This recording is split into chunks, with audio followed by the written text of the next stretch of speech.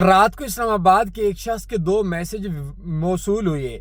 एक voice message में हम लोगों पे तनकीद करके वो शख्स बोलता है कि आप लोगों ने हम लोगों को कॉपी ट्रेडिंग से मना कर दिया, ऑटो ट्रेडिंग बोर्ड से मना कर दिया और मार्केट में सिग्नल्स वगैरह पे भी मना कर लिया। हम जाएं तो कहाँ जाएं। दूसरे मैसेज में वो शख्स एक किस्सा सुनाता है कि उसको एक शख्स ने जो एक्सनेस यूज़ करता था बोलता है कि $300 का एक इंडिकेटर है, पक्का प्रॉफिट में आ जाओगे। वो शख्स बात सुनता रहा और उससे बोलता है कि 2 साल का इन्वेस्टर पासवर्ड दे दे, तो उस शख्स ने उसके बाद रिप्लाई नहीं किया। मेरे दोस्तों, मैं ना कॉपी ट्रेडिंग से मना करता हूँ ना ऑटो ट्रेडिंग बोर्ड से मना करता हूँ। मैं सिर्फ ये बात बोलता हूँ, मैंने उस शख्स को भी बोला कि आपके पहले मैसेज का जवाब दूसरे मैसेज में है।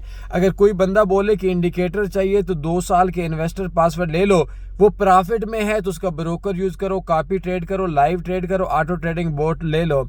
और अगर वो नुकसान के अंदर है तो उस पे आप लोग अपना पैसा ज़ाया मत करो।